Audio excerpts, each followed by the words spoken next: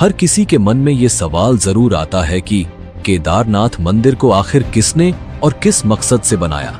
और सबसे चौंकाने वाली बात यह है कि केदारनाथ धाम का शिवलिंग बाकी शिवलिंगों से इतना अलग क्यों है, इसके पीछे कौन सा रहस्य छिपा है। हजारों साल पहले जब विज्ञान की आज की तरह तरक्की नहीं हुई थी, तब उस दौर के लोग इस मंदिर को बनाने के लिए इंटरलॉकिंग जैसी आधुनिक टेक्नोलॉजी को कैसे जानते थे। और सबसे हैरान करने वाली बात यह है कि बिना किसी नुकसान के 400 सालों तक ये मंदिर बर्फ में कैसे दबा रहा और इसके पीछे की कहानी क्या है। जब मंदिर के कपाट 6 महीने के लिए बंद हो जाते हैं, तब अंदर जलने वाला दीपक आखिर 6 महीने तक कैसे निरंतर जलता रहता है। और सबसे बड़ा सवाल, 2013 की बाढ़ के समय जब पूरा क्षेत्र तबाह हो गया था, तो मंदिर को बचाने के लिए पीछे से आई विशाल भीमशिला किसने रखी। क्या यह सब महज एक संयोग था या किसी दैवीय शक्ति का चमत्कार। इन सभी रहस्यमयी घटनाओं का जवाब ढूंढने के लिए हमारे साथ बने रहिए, क्योंकि इस डॉक्यूमेंट्री में हम आपको केदारनाथ धाम के अनसुने रहस्य आपको बताएंगे। ये वो रहस्य हैं जिनका जवाब शायद आज भी विज्ञान के पास नहीं है।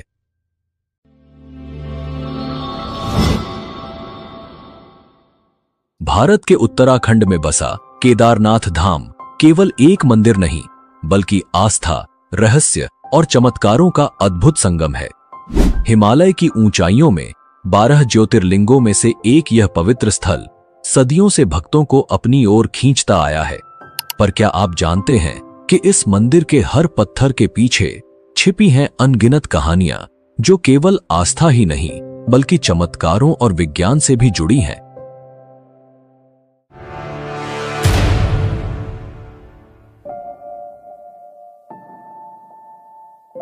16 जून 2013 की वह काली रात, जब प्रकृति ने अपना तांडव दिखाया और उत्तराखंड के केदारनाथ में हर ओर विनाश कर दिया।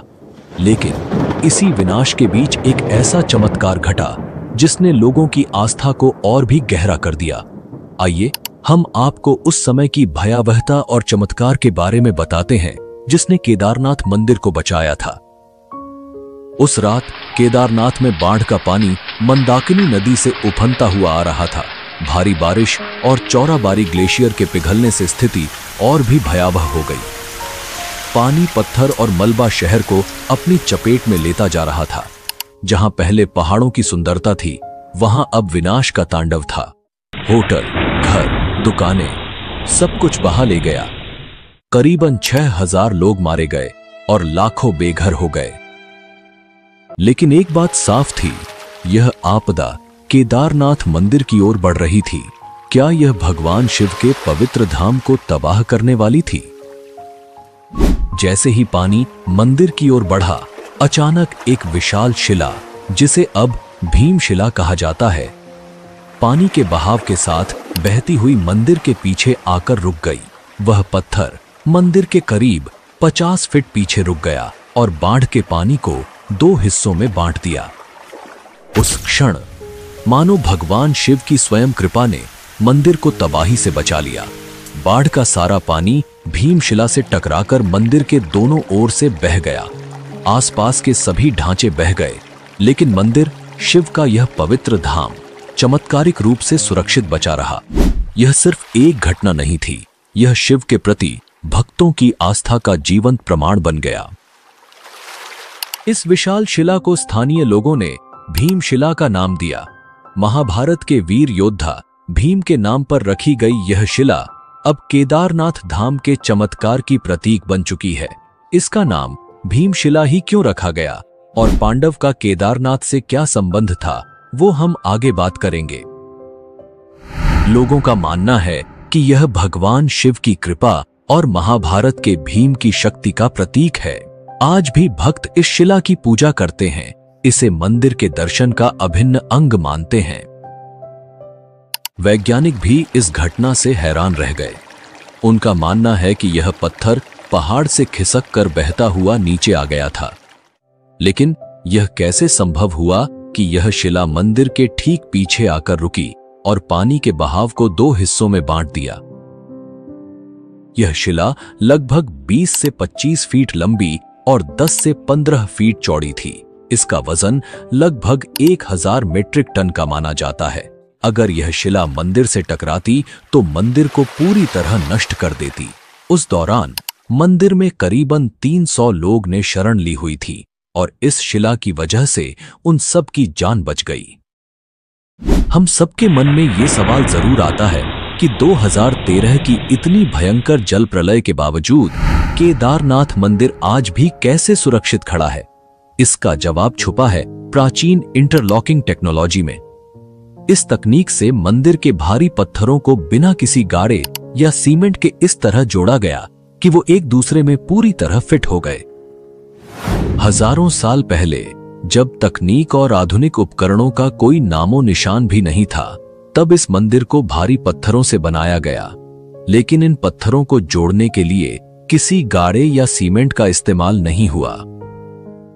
प्राचीन भारतीय कारीगरों ने पत्थरों को इस प्रकार तराशा कि वो एक दूसरे में एकदम सटीक तरीके से लॉक हो जाते थे। इस तकनीक ने मंदिर को प्राकृतिक आपदाओं से बचाया है, चाहे वो भूकंप हो, भारी हिमपात हो या फिर बाढ़।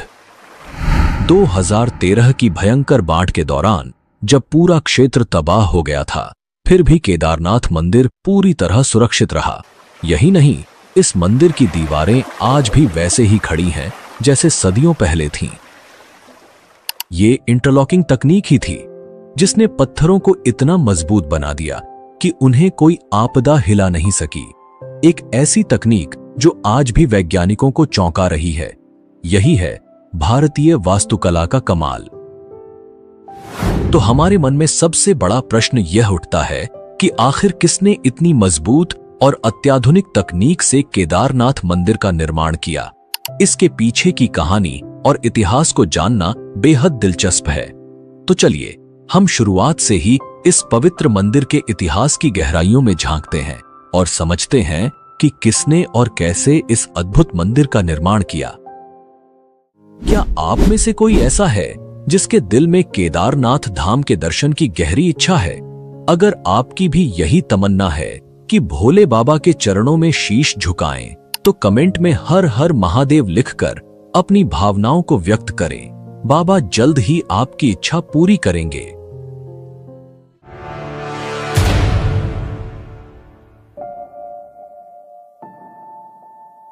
केदारनाथ मंदिर का निर्माण अत्यंत रहस्यमय और प्राचीन माना जाता है।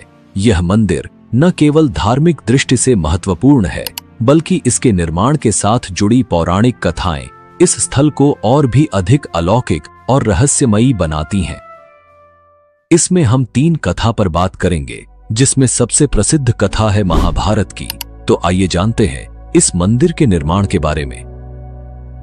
धार्मिक ग्रंथों में वर्णित कथा के अनुसार महाभारत के युद्ध में विजय प्राप्त करने के बाद युधिष्ठिर को हस्तिनापुर का राजा घोषित किया गया। लगभग 4 दशकों तक उन्होंने हस्तिनापुर पर शासन किया। एक दिन पांडव भगवान श्री कृष्ण के साथ बैठकर महाभारत युद्ध की समीक्षा कर रहे थे। उस समय पांडवों ने श्री कृष्ण से कहा, हे नारायण, हम भाइयों पर अपने बंधु बांधवों और गुरुजनों की हत्या का कलंक है। इस कलंक को कैसे मिटाया जाए? श्री कृष्ण ने उत्तर दिया, भले ही तुमने युद्ध में विजय प्राप्त की हो, लेकिन तुमने अपने बंधु बांधवों का वध किया है और इसके कारण तुम पाप के भागी बने हो। इन पापों से मुक्ति सिर्फ महादेव ही दिला सकते हैं। इसलिए अब समय आ गया है कि तुम महादेव की शरण में जाओ। इसके बाद श्री कृष्ण द्वारका लौट गए और पांडव पापों से मुक्ति के लिए चिंतित रहने लगे। उसी दौरान पांडवों को खबर मिली कि भगवान श्री कृष्ण ने अपना देह त्याग दिया है। इस दुखद समाचार ने पांडवों को झकझोर दिया। अब जब उनके सदा के सहायक कृष्ण भी नहीं रहे, पांडवों ने अपने राज्य परीक्षित को सौंप दिया और द्रौपदी सहित भगवान शिव की तलाश में निकल पड़े। सबसे पहले पांडव काशी पहुंचे, लेकिन वहां भोलेनाथ के दर्शन नहीं हुए। वे कई अन्य स्थानों पर भी गए, परंतु जहां भी पांडव पहुंचते शिव जी वहां से चले जाते। इस खोज में वे एक दिन हिमालय तक आ पहुंचे। तब भगवान शिव ने पांडवों को आता देख नंदी का रूप धारण कर लिया और पशुओं के झुंड में चले गए। भगवान शिव को पाने के लिए भीम ने एक योजना बनाई। उन्होंने विशाल रूप धारण कर अपने पैर केदार पर्वत के दोनों ओर फैला दिए ताकि कोई भी पशु उनके पैरों के बीच से निकल सके। लेकिन नंदी रूपी भगवान शिव ने ऐसा नहीं किया। तभी भीम ने नंदी को पहचान लिया और पकड़ने का प्रयास किया, लेकिन शिवजी धरती में समाने लगे। भीम ने उनका पिछला हिस्सा पकड़ लिया। भगवान शिव पांडवों की भक्ति से प्रसन्न हुए और उन्हें दर्शन देकर उनके पापों से मुक्त कर दिया। तभी से भगवान शिव यहां नंदी की पीठ के रूप में पूजे जाते हैं। इसी वजह से केदारनाथ का शिवलिंग बाकी शिवलिंगों से अलग है। ऐसा कहा जाता है कि जब भगवान शिव ने पांडवों को उनके पापों से मुक्त किया और उनका प्रायश्चित स्वीकार किया, तब पांडवों ने केदारनाथ मंदिर का निर्माण करवाया। यह भी कहा जाता है कि भगवान शिव का शरीर पृथ्वी के अलग अलग हिस्सों में प्रकट हुआ, जिससे पंच केदार की उत्पत्ति हुई। भगवान शिव का मुख नेपाल के पशुपतिनाथ मंदिर में, भुजाएं तुंगनाथ में, मुख रुद्रनाथ में, नाभि मदमहेश्वर में और जटाएं कल्पेश्वर में प्रकट हुई। यही 5 स्थान पंच केदार के रूप में पूजित हैं। केदारनाथ को पंच केदार में सबसे प्रमुख माना जाता है, क्योंकि यहां भगवान शिव के पीठ रूप की पूजा की जाती है। अगर आप पंच केदार के बारे में एक विस्तृत डॉक्यूमेंट्री देखना चाहते हैं तो कमेंट में हमें जरूर बताएं। हम आपको अगली डॉक्यूमेंट्री में इस रहस्यमयी यात्रा पर जरूर ले चलेंगे। केदारनाथ मंदिर निर्माण का दूसरा सबसे पुराना और महत्वपूर्ण पौराणिक संदर्भ भगवान विष्णु के अवतार नर नारायण ऋषि की तपस्या से जुड़ा हुआ है। शिव पुराण की कोटिरुद्र संहिता में उल्लेख है कि बद्रीवन में भगवान विष्णु के अवतार नर नारायण पार्थिव शिवलिंग बनाकर उनकी पूजा करते थे। कहते हैं कि नर नारायण की घोर तपस्या से प्रसन्न होकर भगवान शिव उनके सामने प्रकट हुए और उनसे वरदान मांगने को कहा। नर नारायण ने भगवान शिव से प्रार्थना की कि वे इस पवित्र स्थान पर सदैव ज्योतिर्लिंग के रूप में निवास करें, ताकि सभी भक्त उन्हें साक्षात देख सकें। भगवान शिव ने यह वरदान स्वीकार किया और तब से यहां उनकी पूजा ज्योतिर्लिंग के रूप में होती है। इस कथा के अनुसार केदारनाथ का ज्योतिर्लिंग भगवान शिव का एक महत्वपूर्ण रूप है, जो नर नारायण की तपस्या के कारण स्थापित हुआ। यह स्थान शिव और विष्णु की अद्वितीय एकता का प्रतीक है, जहां शिव जी केदारनाथ में ज्योतिर्लिंग के रूप में और विष्णु जी बद्रीनाथ धाम में विराजमान हैं। कहा जाता है कि 8वीं शताब्दी में आदि शंकराचार्य ने केदारनाथ मंदिर का पुनर्निर्माण करवाया और हिंदू धर्म के पुनर्जागरण में महत्वपूर्ण भूमिका निभाई। उन्होंने केदारनाथ मंदिर में ज्योतिर्लिंग की स्थापना की और इस मंदिर को एक प्रमुख तीर्थ स्थल के रूप में स्थापित किया। आदि शंकराचार्य ने केदारनाथ में अपने अंतिम दिन बिताए और यहीं पर उन्होंने मोक्ष प्राप्त किया। उनकी समाधि आज भी केदारनाथ मंदिर के पीछे स्थित है, जहां भक्त उनकी पूजा और स्मरण करते हैं। हाल के प्रमुख इतिहासकार डॉक्टर शिव प्रसाद डबराल का मानना है कि शैव संप्रदाय के अनुयायी आदि शंकराचार्य और उनके छात्रों के आने से बहुत पहले इस क्षेत्र में सक्रिय थे। इस मान्यता के आधार पर यह संभव है कि मंदिर की प्राचीनता को सटीक रूप से निर्धारित करना मुश्किल हो, खासकर जब पाली या ब्राह्मी भाषा में लिखी गई लिपि को अब तक पूरी तरह पढ़ा नहीं जा सका है। मध्य प्रदेश के ग्वालियर राज्य में पाए गए एक पत्थर के शिलालेख से यह पुष्टि होती है कि मालवा के राजा भोज, जिन्होंने 1077 से 1099 ईस्वी तक शासन किया था, वो केदारनाथ मंदिर के निर्माण के लिए जिम्मेदार थे। इस दावे का समर्थन एपिग्राफिया इंडिका खंड 1 नामक ग्रंथ से भी होता है। यह शिलालेख एक महत्वपूर्ण प्रमाण है जो राजा भोज के समय के दौरान मंदिर के निर्माण का संकेत देता है। साल 1882 में लिखे गए हिमालयन गजेटियर के अनुसार केदारनाथ मंदिर का एक बड़ा हिस्सा पत्थर से निर्मित है, जिसमें सोने का मुलम्मा चढ़ा हुआ एक टॉवर गर्भगृह की छत पर मौजूद है। मंदिर के सामने पंडों के पक्के मकान तीर्थयात्रियों के ठहरने के लिए हैं, जबकि पुजारी या पुरोहित भवन के दक्षिणी ओर रहते हैं। इस विवरण के अनुसार मंदिर का वर्तमान ढांचा अपेक्षाकृत नया है, जबकि पुराना भवन गिरकर नष्ट हो चुका था। आपको क्या लगता है, केदारनाथ मंदिर कितने साल पुराना हो सकता है और इसका निर्माण किसने करवाया होगा? आपकी राय कमेंट करके हमें जरूर बताएं, ताकि आपके तर्क और विचार भी लोग देख सकें।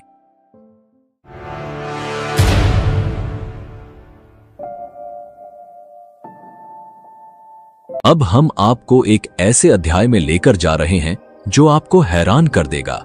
यह केदारनाथ धाम के इतिहास का वो हिस्सा है जब यह भव्य मंदिर 400 साल तक बर्फ में दबा रहा और फिर भी सुरक्षित बचा रहा। यह कैसे संभव हुआ? क्या यह भगवान शिव की कृपा थी या प्रकृति के अद्भुत विज्ञान का चमत्कार? इस रहस्य को समझने के लिए हमें इतिहास के पन्नों में और गहरे उतरना होगा। ऐसा कहा जाता है कि 13वीं से 17वीं शताब्दी तक केदारनाथ मंदिर लगभग 400 वर्षों तक बर्फ की मोटी परत के नीचे दबा रहा। इसे छोटा हिमयुग भी कहा जाता है, जब हिमालय में ग्लेशियरों का विस्तार इतना बढ़ गया था कि केदारनाथ धाम जैसे बड़े क्षेत्र पूरी तरह बर्फ में समा गए। लेकिन सबसे चौंकाने वाली बात यह है कि इतने वर्षों तक बर्फ के नीचे दबे रहने के बावजूद मंदिर की संरचना को कोई गंभीर नुकसान नहीं पहुंचा। देहरादून स्थित Wadia institute of Himalayan geology के वैज्ञानिकों ने इस रहस्य पर गहन अध्ययन किया। वैज्ञानिक विजय जोशी के नेतृत्व में इस क्षेत्र की गहन जांच की गई और यह पाया गया कि मंदिर की दीवारों और पत्थरों पर आज भी बर्फ के दबाव और हिमनदीय गतिविधियों के निशान साफ देखे जा सकते हैं। लेकिन जो सबसे खास बात सामने आई वह थी मंदिर की पत्थरों की लुमिनेसेंस डेटिंग, जिससे यह प्रमाणित हुआ कि मंदिर उस दौर में बर्फ के नीचे दबा रहा। तो क्या यह केवल स्थापत्य कौशल था या कोई और रहस्यमय शक्ति? केदारनाथ मंदिर की मजबूत संरचना ने इसे बर्फ के नीचे दबने के बावजूद पूरी तरह से सुरक्षित रखा। मंदिर का निर्माण विशाल पत्थरों से हुआ है, जिन्हें इंटरलॉकिंग तकनीक से जोड़ा गया है। बिना सीमेंट के इन पत्थरों की आपस में जकड़ इतनी मजबूत थी कि बर्फ का भारी दबाव भी इसे हिला नहीं सका। दोस्तों, अगर आपको हमारी वीडियो पसंद आ रही है तो अभी लाइक करें और चैनल को सब्सक्राइब करना न भूलें। आपका एक लाइक और सब्सक्रिप्शन हमें और भी बेहतर कंटेंट लाने में मदद करेगा।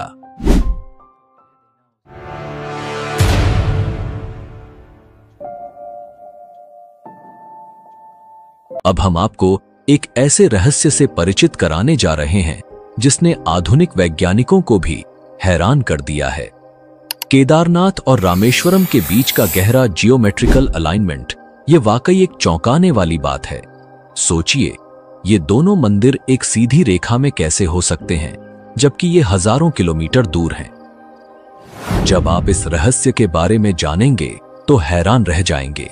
यह प्राचीन भारतीय ज्ञान और वास्तुकला का एक अद्भुत उदाहरण है, जिसे आज की आधुनिक दुनिया में समझना कठिन है।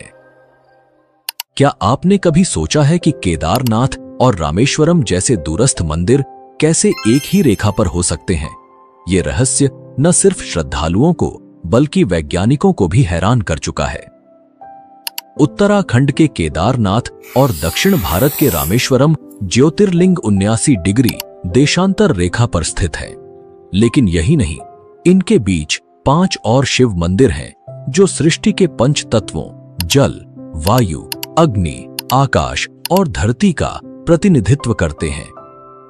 अब सोचिए, हजारों साल पहले जब उपग्रह तकनीक या जीपीएस जैसी कोई आधुनिक तकनीक नहीं थी, तब भी हमारे प्राचीन वास्तुकारों ने इतनी सटीकता से इन मंदिरों को एक सीध रेखा में कैसे स्थापित किया।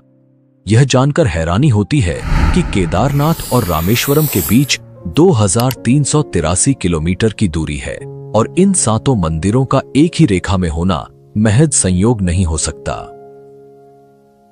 इन मंदिरों की स्थापना 1500 से 2000 साल पहले हुई थी और वैज्ञानिक दृष्टिकोण से ये एक अद्भुत ज्योमेट्रिकल अलाइनमेंट का हिस्सा है।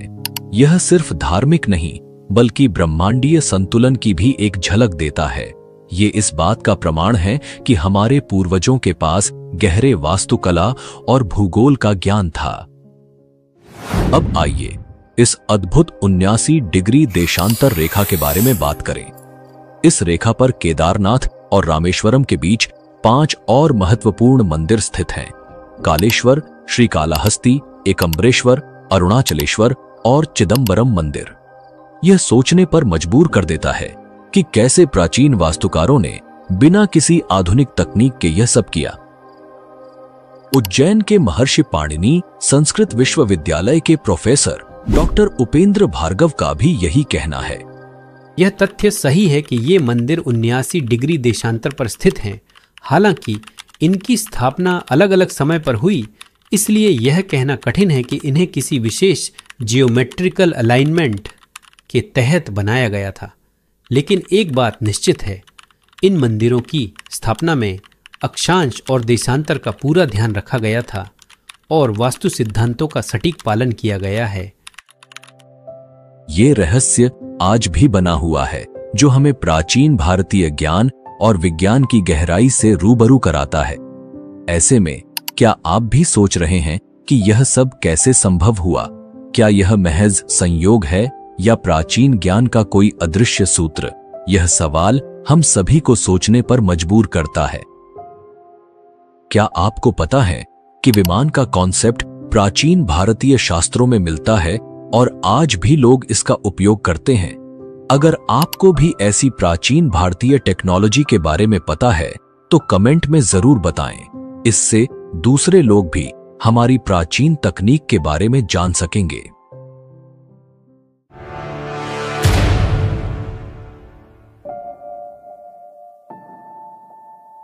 चलो अब हम केदारनाथ के उस रहस्य की बात करते हैं जो सालों से भक्तों और वैज्ञानिकों को हैरान कर रहा है।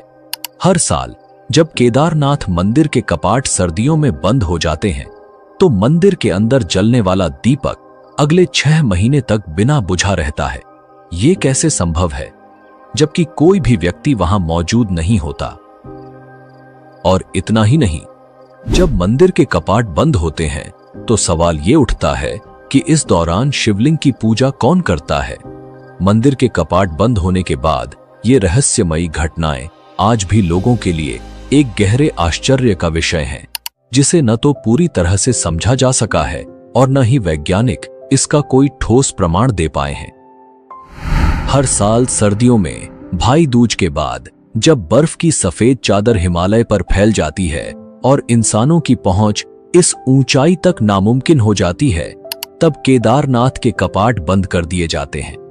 करीब 6 महीने तक यह मंदिर बंद रहता है। पौराणिक कथाओं के अनुसार जब सर्दियों के दौरान केदारनाथ मंदिर के कपाट बंद होते हैं, तब देवता और गंधर्व यहां आकर भगवान शिव की पूजा करते हैं। यह माना जाता है कि जब मंदिर में आम लोगों की पूजा बंद हो जाती है, तब भगवान शिव देवताओं और गंधर्वों के साथ यहां निवास करते हैं। जब मंदिर के कपाट बंद किए जाते हैं, तब मंदिर के अंदर एक दीपक जलाया जाता है। यह दीपक बिना किसी देख रेख के पूरे 6 महीने तक अविरत जलता रहता है और जब कपाट फिर से खोले जाते हैं, तब यह दीपक जलता हुआ मिलता है, जैसे मानो उस जगह पर शिव की दिव्यता कभी भी नहीं बुझती। क्या यह सच में किसी चमत्कार से कम है? एक ऐसा दीपक जो इंसानों की अनुपस्थिति में भी लगातार जलता रहता है, और वह भी महीनों तक। इस रहस्यमयी घटना ने भक्तों के दिलों में गहरा विश्वास पैदा किया है। लिए यह इस बात का प्रमाण है कि भगवान शिव की उपस्थिति यहाँ हर समय बनी रहती है, और जब इंसान दूर होते हैं तब भी यह धाम खाली नहीं होता, क्योंकि देवताओं का आगमन होता है। वैज्ञानिक दृष्टिकोण से 6 महीने तक जलने वाला दीपक और मंदिर की स्वच्छता अभी भी एक रहस्य है। कैसे संभव है कि इतने लंबे समय तक कोई दीपक बिना किसी बाहरी मदद के जलता रहे और कपाट खुलने के बाद मंदिर की सफाई और व्यवस्था ज्यों की त्यों मिलती है, मानो कोई वहां नियमित पूजा करता रहा हो। वैज्ञानिक अभी भी इस घटना को पूरी तरह से समझने में असमर्थ हैं। कपाट बंद होने के दौरान भगवान शिव की प्रतिमा और मंदिर से जुड़े धार्मिक प्रतीक, जिन्हें दंडी कहा जाता है, को विशेष सम्मान के साथ ऊखीमठ ले जाया जाता है। ऊखीमठ उत्तराखंड का एक पवित्र स्थल है, जहां भगवान केदारनाथ के विग्रह को सर्दियों के दौरान सुरक्षित रखा जाता है। वहां भगवान शिव की पूजा 6 महीने तक नियमित रूप से जारी रहती है। ऊखीमठ वह स्थान है जहां मंदाकिनी और अलकनंदा नदियां मिलती हैं और इसे केदारनाथ के शीतकालीन धाम के रूप में जाना जाता है। मंदिर के मुख्य पुजारी और अन्य पुरोहित ससम्मान भगवान शिव की प्रतिमा को लेकर पहाड़ के नीचे ऊखीमठ जाते हैं। यह प्रक्रिया विशेष मंत्रोच्चारण और अनुष्ठानों के साथ की जाती है। केदारनाथ मंदिर की पूजा व्यवस्था बहुत ही विशेष और प्राचीन परंपराओं से जुड़ी हुई है। इस मंदिर में पूजा का संचालन विशेष रूप से कर्नाटक के वीराशैव जंगम समुदाय के पुजारियों द्वारा किया जाता है, जिन्हें रावल कहा जाता है। रावल पुजारी यहाँ के मुख्य पुजारी होते हैं और भगवान शिव के सभी अनुष्ठानों का संचालन करते हैं। यह परंपरा सदियों पुरानी है और पीढ़ी दर पीढ़ी चली आ रही है। रावल पुजारी कर्नाटक के इसी समुदाय से चुने जाते हैं और उनके परिवार के लोग ही इस विशेष भूमिका को निभाते हैं।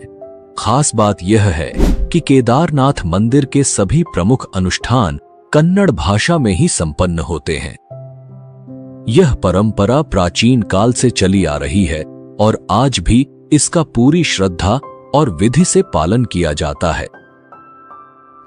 पुराणों में एक और रहस्य बताया गया है कि एक दिन केदारनाथ और बद्रीनाथ लुप्त हो जाएंगे। माना जाता है कि जब नर और नारायण पर्वत आपस में मिल जाएंगे, तब इन दोनों धामों का मार्ग पूरी तरह बंद हो जाएगा और भक्त इन धामों के दर्शन नहीं कर पाएंगे। इसके बाद भविष्य में भविष्य बद्री और भविष्य केदार नामक नए तीर्थ स्थलों का उद्गम होगा। यह भविष्यवाणी हिंदू धर्म ग्रंथों में वर्णित है और इसे एक दिव्य संकेत के रूप में देखा जाता है।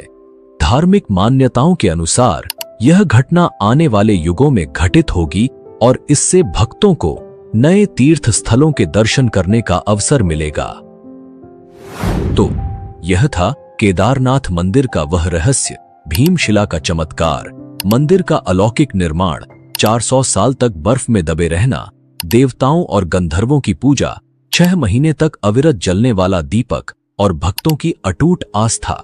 ये सब सिर्फ एक धार्मिक कथा नहीं है, बल्कि उस अलौकिक शक्ति का प्रतीक है जो भगवान शिव के इस पवित्र धाम को अनंत काल तक पावन बनाए रखती है। यह मंदिर हमें एक ओर वैज्ञानिक रहस्यों से हैरान करता है, तो दूसरी ओर हमारी आस्था को और भी मजबूत बनाता है। अगर आपको ये डॉक्यूमेंट्री पसंद आई हो तो हमें कमेंट में अपना फीडबैक जरूर बताएं, और अगर आपने चैनल को अभी तक सब्सक्राइब नहीं किया है तो जल्दी से कर लीजिए, ताकि ऐसी ही रोचक और रहस्यमयी डॉक्यूमेंट्री आपको मिलती रहे। मिलते हैं अगली डॉक्यूमेंट्री में, तब तक के लिए धन्यवाद। जय हिंद, जय भारत।